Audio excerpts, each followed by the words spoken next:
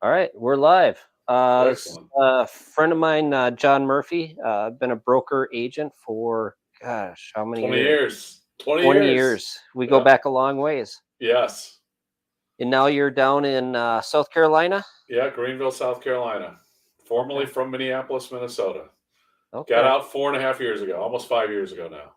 And today Isn't you just looked up how many miles apart are we? yeah, it's not amazing. 1,500 miles with your hunting cabin up north, northern Nice. Minnesota. Northern Minnesota. You got snow up there? We do, yes. Okay. Just about 12 degrees right now, so Okay. nice and All warm. right. Not bad. I think Not we're bad. probably 52 degrees, maybe. I don't know. I'll check my phone and see what the current temp is. Not bad. Nice. 54, 47 is cooler than I thought. So, Nice. yeah. So what's real estate like down there? A lot of people are moving here. A lot of Yeah. people are moving, bailing out of the northern states and northeast, and actually coming from the west coast as well, all over the place. So, a Okay. lot of people moving. Not a lot of inventory. What's drawn Built. them to Greenville? It's right in between Charlotte and Atlanta, basically. So it's kind of this big transportation corridor. It's in the upstate of South Carolina, so it's about 3.5 hours to the beach, about an hour and a half to the mountains. Property values are, lower compared to almost everywhere else in the United States. Property taxes are lower, so cost of living is lower. Weather is generally pretty good. Obviously, summers get hot and humid, but Hmm. very mild winters. We didn't have any snow this winter. Typical winter is probably 40 to 50 degrees during the daytime. So people love it. It's That's it's so it's wrong. it's not freaking 20 below. So thank goodness for that. I mean, I can't. It's so funny. I can't even stand, like, if I'm watching a movie, I'm like, tell my wife, I'm like, oh, doesn't that look amazing? The snow and everything. She's like, no, it does not look very good. No, forget it. You don't miss it at all, Not really. No, just maybe a tiny little bit, but generally no. huh? Okay. I did a post earlier today, and I was talking about jobs and where people go to. Is Greenville posting a lot of new jobs, It or is. are you There's a lot getting that's going mainly on. baby boomers retiring? No, it's definitely very much a working culture. This is not a retirement culture here. We do Okay. occasionally get people who are looking for retirement, and there's some of that. And if you want to come down and retire and still being part of a place that's still very active, it's a lot of families. People are still in their productive stages of their life where they got to make money. That's what Greenville is, and it's very heavy manufacturing based. So it's more blue collar than what I remember the Twin Cities was. Twin Cities has a lot of, obviously a lot of government, a lot of healthcare, a lot of IT, a lot of Yeah. office work generally. Not as much of that here. It's very much more a physical, hands-on building things. Who are So the big manufacturers there? BMW and Michelin are two of the biggest, and Okay. then there's Bosch. There's all kinds of different other component manufacturers that are here. GE has a big presence here. Um, Down in Charleston, you've got Boeing, and it's a big airline industry all throughout the state of South Carolina. Clemson, Okay. of course, is here in Greenville, so it's a big university system that has a Yep. big presence here. So it's surprising, how many people, how many companies are here. But I like to say, when I see stuff going on, it's like it's amazing how much stuff gets built in South Carolina.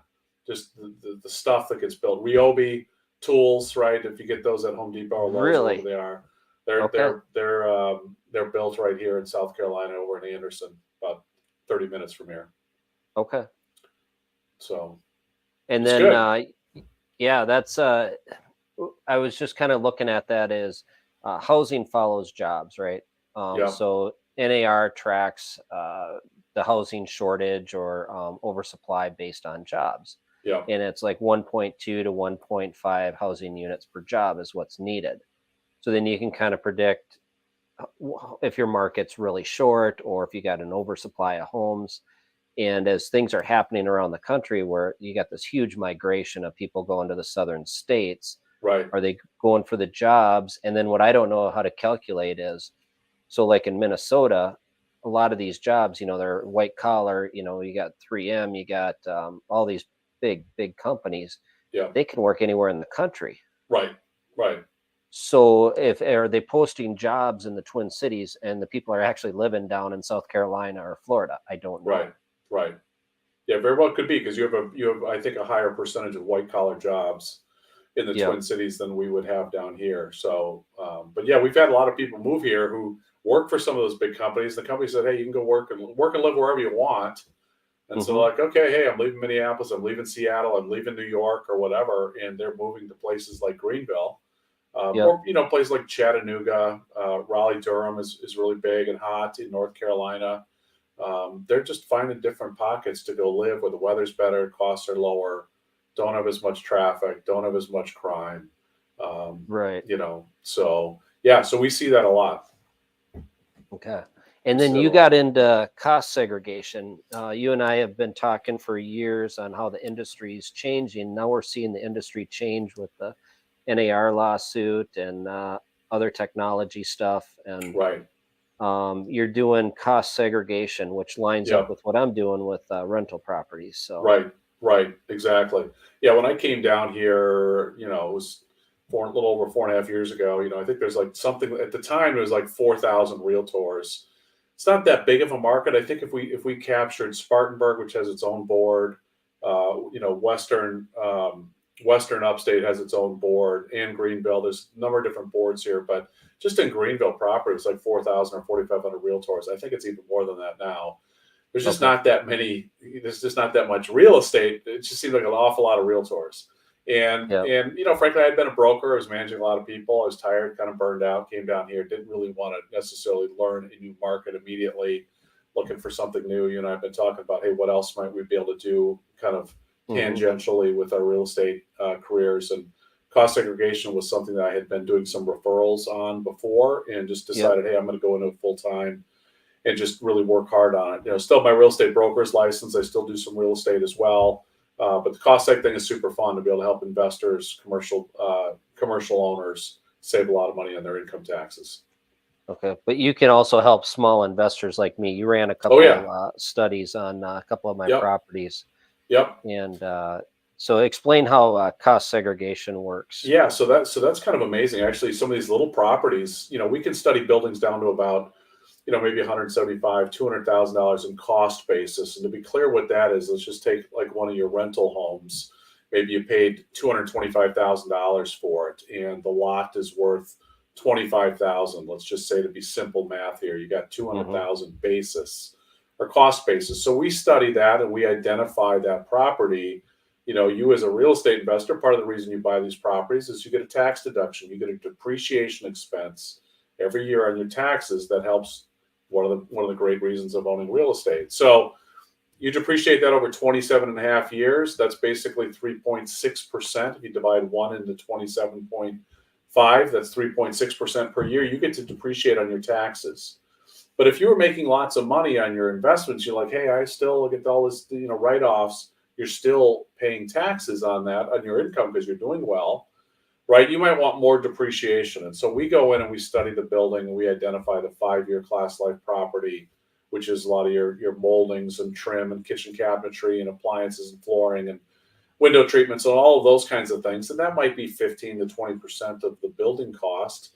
And then the 15-year property is your driveways, patios, fencing, landscaping, all of that. That might be 5 to 10%. So you end up with a much larger deduction that you could take that offsets your income. So a lot of owners will call us, like a little property like that. It might cost maybe $2,200 or something to do that. They may save $8,000 or $10,000, maybe $12,000 on their taxes. Okay. So that's a nice trade, right? It's like, hey, Yep. you're gonna owe the IRS money anyway, and maybe you don't owe them a lot of money, but maybe you're like, hey, I made good money this past year. Maybe I need to write a check to the IRS for 2 or 3 or 4 thousand dollars based on my rental income. But you heard these guys talking about cost segregation. You did a study.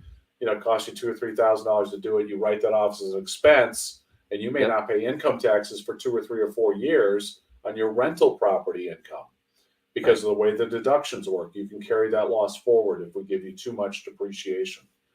So it's been super fun. I mean, I've had some guys that just save just unbelievable amounts of money, I unbelievable can amounts of only money on imagine the stuff. big ones. Oh well, I had a guy call me. I'll just say it was up in the Northeast, and he had a very large apartment building. Never done this before. Um, it was over $9 million that he had invested in this building, and he ended up with little over $3 million tax deduction that he was able to take. He's a high income earner. That's something like $1 million in income tax savings. Absolutely Okay. phenomenal. Absolutely phenomenal. Okay, so if he's full-time real estate, that's off his real income. It is. It's off of his real income because he's a developer. This is all that he does. He's got Okay. lots of buildings, lots of income. And some of those guys, when they get that big of a deduction, they're making great money, but they may not be able to use the whole thing that year. I mean, that's a lot of income, net income of He ended up with an extra $3 million. $1 million in his pocket. That's Yeah, fantastic. so he'll end up most likely just having a loss carry forward, right? So Okay. he'll deduct as much of it as he can in that current year, and if he chews up his income, takes him down to zero, it's just the loss carry forward goes into the next year and the next year until he eats up that whole loss.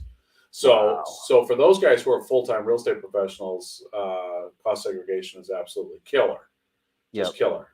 So And then if you're not full-time, then that comes off your passive income? full time, yeah. So you have to think about it, right? If guys got a nice W-2 job, they've got their W-2 income stream, they've got their real estate income stream, which is passive. So it would just affect your passive activity. So if you Okay. had maybe a property or two and you're not super profitable and you got debt on the building, right? Maybe you're making, $300 a month net profit, right? So at the end of the year, maybe you're 3 or 4 thousand. Your cash flowing $300 or $400, but you got depreciation that's probably going to knock that out. Just regular depreciation will knock that out. But if guys are Okay. making quite a bit more money than that, they might need cost segregation. And the Wow. guys who own commercial buildings typically are quite profitable. They can use cost segregation. Yeah. And I think the real power in that is, you got like appliances. What do you cost segregate those at 5 years? Yeah, it's in 5 years. And some guys, like you're a pro, you've done this a lot, right? Some of these guys just do all this stuff on their own. They're not, they're Yep. comfortable with it, dealing with it, right? But some people aren't, and sometimes the CPAs definitely aren't, right? They're like, hey, if we ever get audited, we want to make sure we've got an engineering based study that Right. that clearly says, hey, here's what all the 5 year property was. Here was the 15 year, and these guys will back it up. Yeah. But the benefit is my appliances aren't going to last that 27 years. No, no. You So, definitely you want to write them down at 5 years, right? I mean, that's a 5 year class life property. That's all it's worth. yep, I got to replace them in five Yep, years. So I you want do. to take that depreciation Yep, so I can save that money to replace them. yep, yep, Yep. yep. It's exactly right. Exactly right. Yep. Your flooring, carpeting, Right. window treatments, molding, kitchen cabinets get banged up, right? You've seen that in your units, I'm sure. Almost never happens. Yeah, exactly, exactly. But I what's had this interesting? sweet old lady. She was in this place, and they Yeah, were like these nice IKEA cabinets. yeah. And she's, I don't know, in her late 70s. And she would take her dish rags and she would hang them over the front door. And they're Okay. beautiful, the white plastic enamel or whatever. Yeah, And all of them delaminated because she was drying her wet rags over the top of them. crazy. Yeah. So then I have to go to IKEA and get them, and they don't match. They change the dimensions. So now I have to go to Sweden and order these special dimension doors to replace them. It's like, Yeah, that's oh, nuts. That's yeah, nuts. That's yeah. nuts.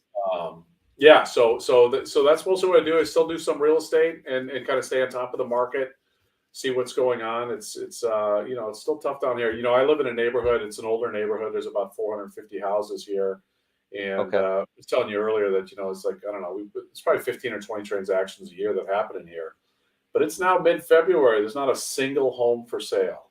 Not a That's just single home for sale crazy. right now.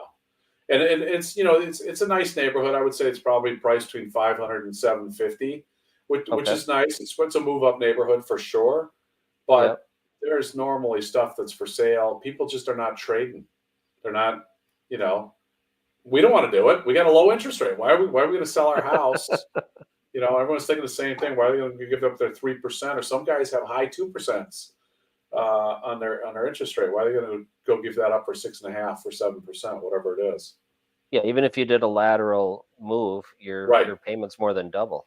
right, right. Yeah, just doesn't make sense to do that. So I Well, think what are people are land just sitting. prices? Like if you could you buy a lot in that area? Lots are definitely cheaper here than they are in the Twin Cities. Haven't Well, quite we know why figured all. that is. What's that? We know why that is. Oh yeah, yeah, no, Met exactly. Council, the smart growth. Right, right. Yeah, exactly. Definitely added cost for sure. Yeah.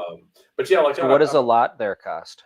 you know, so here's what's interesting here. So much of the development is big, big builders. Like I Yep. remember in the Twin Cities, you still had a lot of small custom builders. You know, hey, they're the lots for sale for 150 or 200,000. You can build on the house. You know, put your house on it, Okay. kind of thing. We don't have a lot of that stuff here. It's people go Interesting. in, and it's it's 100 houses, it's 200 houses, it's 500 houses. So Okay. it's all built into the price, but I don't know. I think you can get some lots here for 50 grand, 75 grand, Wow. maybe 100 grand would be really nice. Um, it's just cheaper. It's just definitely cheaper.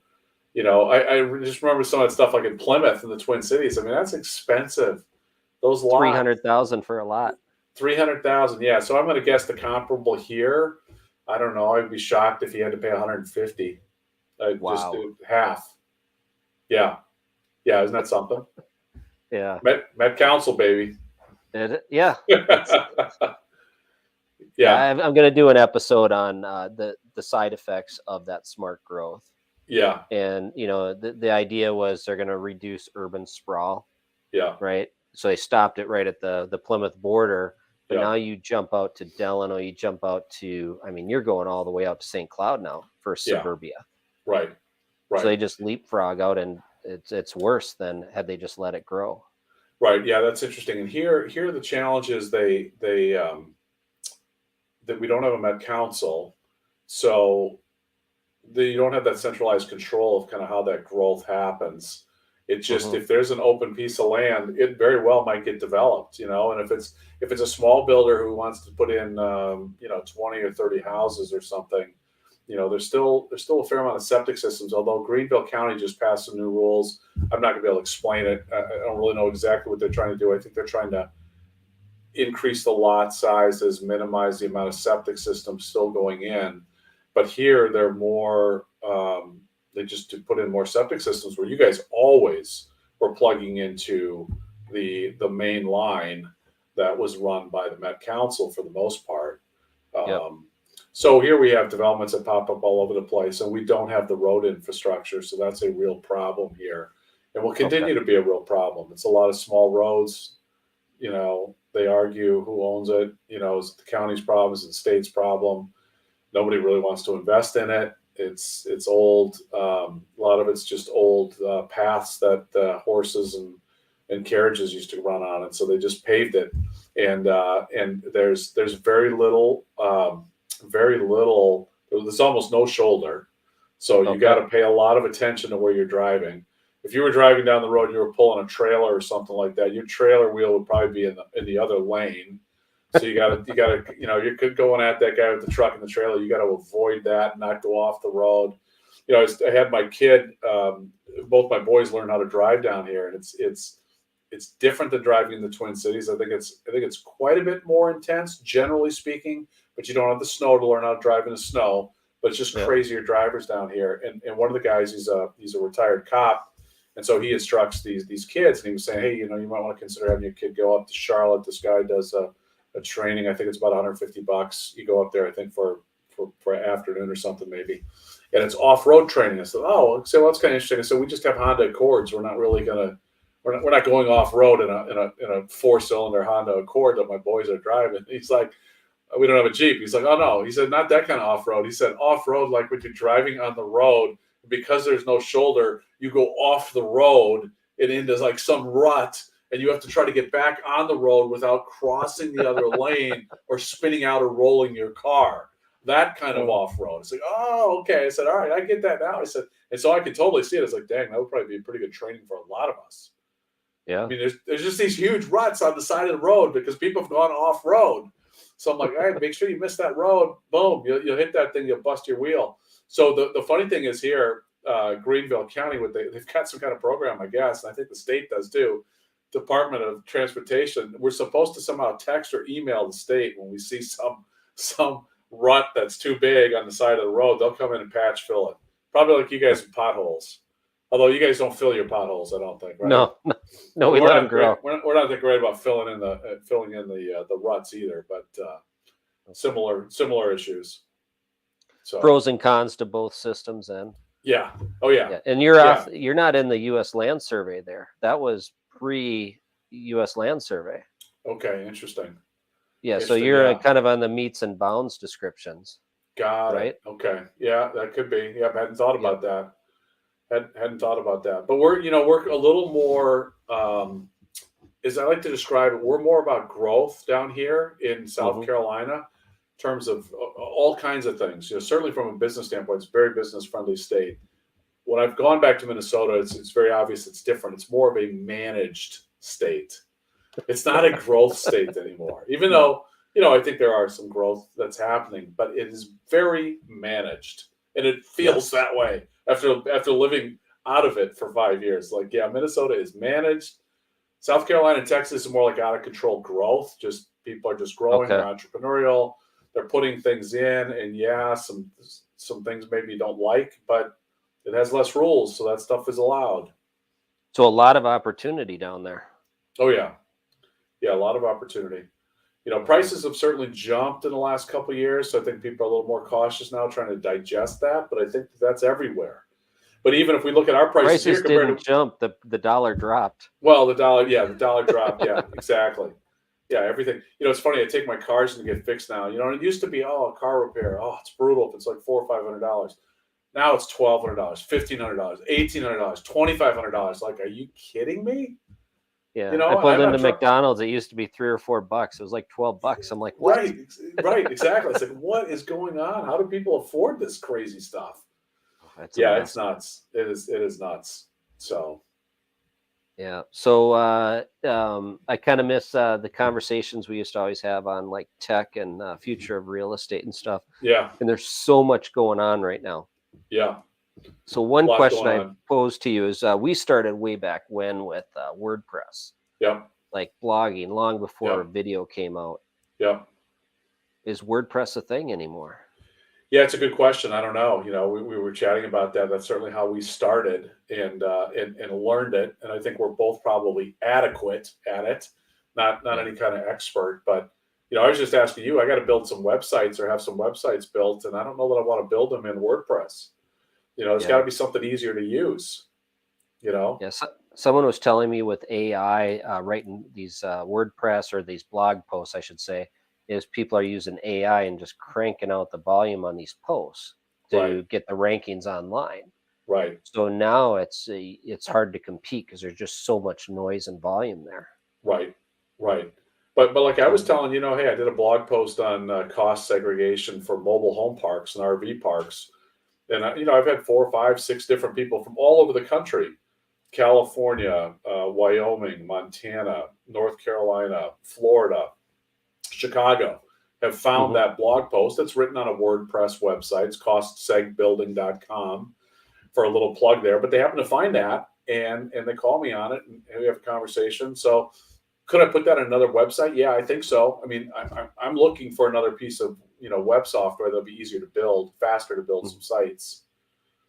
So maybe another day we'll talk about kind of what we're finding out there. And Yeah. I've you and I were early bloggers. Remember we both worked for the same company years ago. You're still there, and I remember we were having this conversation. I was talking with one of the executives, and I had a really, what I thought was a fantastic blog idea, and it was a fantastic blog idea. I mean, it literally had delivered, I think, a couple $100,000 in commissions over the years that I was operating that blog site. And Yeah. they were super nervous about it, right? They're like, oh, we don't know that we can let agents have just free reign and publish stuff online. We would want to see it and maybe edit it and all this stuff. I said, look, if you're gonna restrict my use of writing a blog post, this was, I think, Craig, I think this was like in 2006, I think, is when I started writing. Does that sound right? Yeah, because we were upstairs in that the old office building when the whole Yep. housing market crashed. Yep. I Yep. was sitting on those condo projects. You had just come in, you had booked a ton of commissions. I remember Yep. that. Yep. And I had a bunch of stuff on the books too, and it just all imploded on both of us. Right. Right. Yeah, exactly. But then I knew, but then that was opportunity. It's kind of like now. It's like, hey, well, what's going to come next, right? And I remember realtors were trying to figure out how they're marketing themselves and all this stuff, and it was still the ads going into the Lakeshore Weekly News, right? Wasn't that the big place Yeah. to put all the advertising? And I just wanted to write stuff and put it into basically into Google, right? Just put it on my Hmm. website and have Google index it and see if people could find me. And sure enough, they were starting to find me. But the company that we were working with, like, well, we don't know if we can let you do this. I said, well, look, I'm gonna have to go somewhere else. I'll find some other broker that will allow me to do this. But this is the future of real estate marketing. I thought, right? It was a Yeah. precursor, obviously, to social media and all that stuff. And now it's about Hmm. the glitz and the glam and the things like that. And you and I joked about, hey, we're not, we've got faces for radio, but here we are doing the stream. Yeah. Right? We're not going to be the Instagram, Right.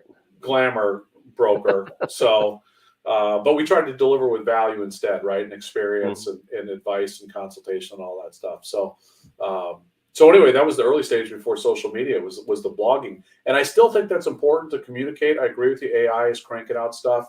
Hmm. Occasionally, I'll play around with AI and have it give me a blog post, and or maybe I will have written something and throw it in the AI engine and say, can you summarize this better for me, or give me a headline that works better.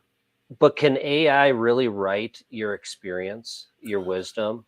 I mean, you've got a lot of No, years in this sector. I don't think AI can generate that authenticity. no, I don't think so. And like the nuances, like in a deal, right? Like in negotiating. I mean, Yeah. that how does the AI system, substitute 20 years of you doing, hundreds of deals? Right. It can't. Yeah. You got that all the It can human write very emotion. generic stuff and have, Right, some very good general information, but right, it can impart the knowledge, but not the wisdom or experience. right, right.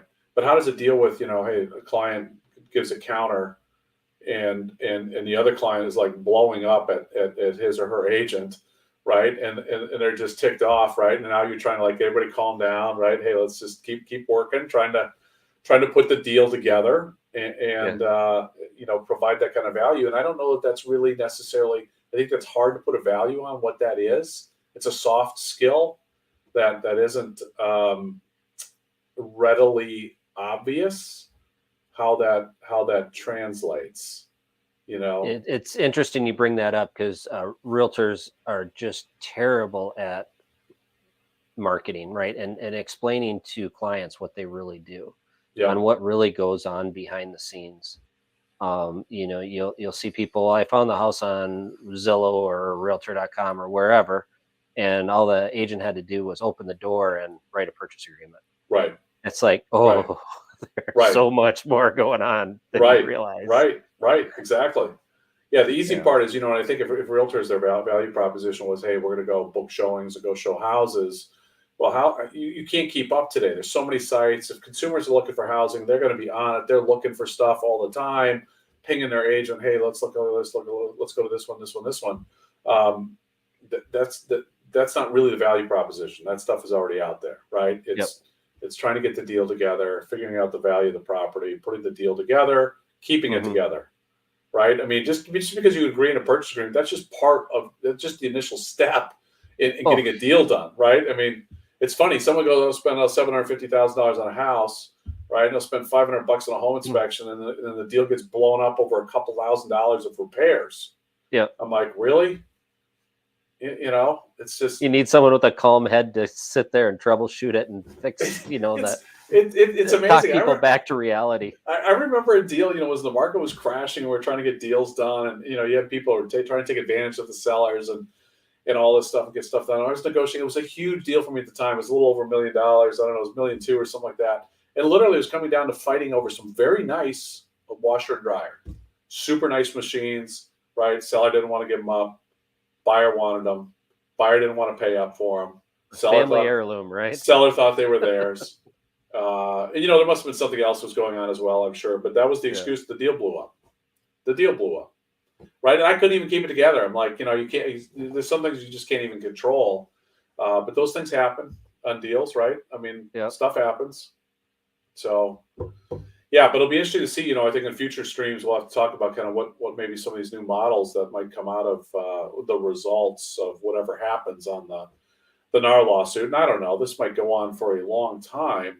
But you and I were Yep. just talking about, I don't know, the DOJ had sent out a letter or something last week, and I don't know if that was nationwide or if it was just a one particular state that they were addressing or not. But there's I think that letter came out of a copycat lawsuit on the East Coast. So got it's it, not out of the Sitzer judgment, but it was an opinion they wrote on one of the East Coast copycat lawsuits. got it. So not nationwide, but things Yep. things are moving. Things are moving in the direction that the model may end up having to change for realtors in Hmm. the future. And how are they going to deliver the services? And how will the consumers get what they need to get their Yep. houses purchased? You know, Yeah, and I don't think the answers are there yet. I've got concerns that it's not going to be good for the consumer. There may be some opportunities on things I haven't thought about yet. right, And, I'm kind of on the tail end of my career where I'm not overly concerned with it, but um, it's, we'll see where it goes. But people really need help on these transactions. I mean, there's right, so many moving pieces and so many right, things that can go wrong. right. And not all agents are, the same. There's, Yeah, we, like any industry, we got some not so good agents, not so good players, but for the most part, I think we've got a pretty good industry. yeah, yeah. Yeah, it'll be interesting to see what happens. I don't know. I mean, I think we should talk about some of that stuff in the future on what some of these different models might be and what consumers might need to look for and expect in the future. Hmm. So who knows?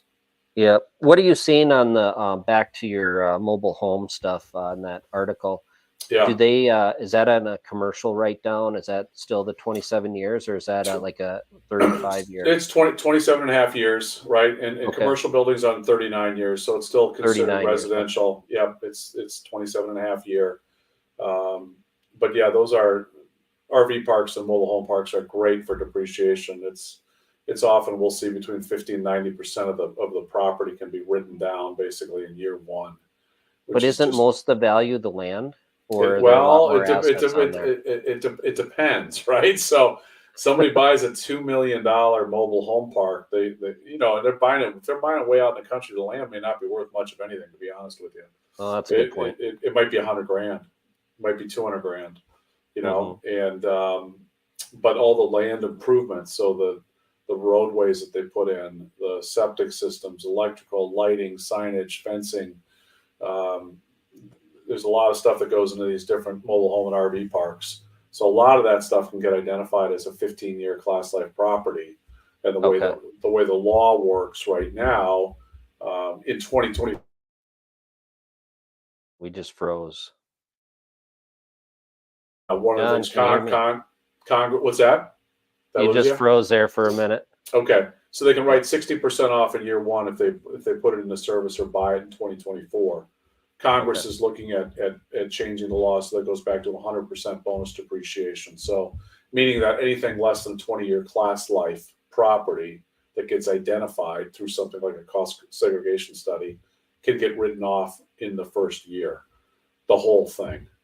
So it's kind of remarkable, and sometime, I think we should just do a show on cost segregation and go through some of the stuff so people can wrap their heads Yeah, I've around got a this. ton of questions, so that would I, be good. I've got stuff. People call me, so they call me. I've done some stuff on Starbucks, for example. Starbucks buildings are really kind of amazing. Now, one of the things that's interesting there with the Starbucks, because it's such a fantastic brand, right, and a solid tenant, that the cap rates are still quite low. So meaning Hmm. the amount of money that the investor is going to make on this building is lower than they're going to be if they go to have a different tenant. So they're not necessarily making a ton of money on them just yet. And it just depends on how they come into these deals and how they get them purchased. But we'll often see anywhere between, I would say, 35 to 50, 55% of the overall cost of the building could be written down Wow. in bonus depreciation because of what's happening. Think about the sites, right? So it's all the Hmm. site work that goes into it that gets written off. These are big parking lots and driving areas, right? Because a lot of times they got the double lane drive-throughs, right? So that's all huge costs to put that stuff in, the asphalt, everything else. So sometimes we'll see just the site improvements might be 30% of the cost. So let's just say the math right? $2.5 million for Starbucks buildings, pretty common around the country. You might have, if it's usually in a pretty nice area, right? So the land might be $5 and a grand, right? That leaves you with $2 million of cost, right? And you might be able to write down 50% of that. Now it's a little bit different now because it's 2024 and you get 60% of that. So, but it might be $1 million that is identified as either 5-year class life. That's a lot of the interior build out stuff, or the land improvements. So that's $1 million, right? In 2024, you could take 600,000 of that. That's a heck of a write off. It's unbelievable. When people start to wrap their heads around that, the guys that are making, they're making these kinds of investments. That's big money. Oh yeah. Big So money. the same write down, the same bonus depreciation, does that work the same in residential? It does. Yep. So there's Just not a obviously on different schedule. scale. You can still do the bonus at 60%, right? Yep.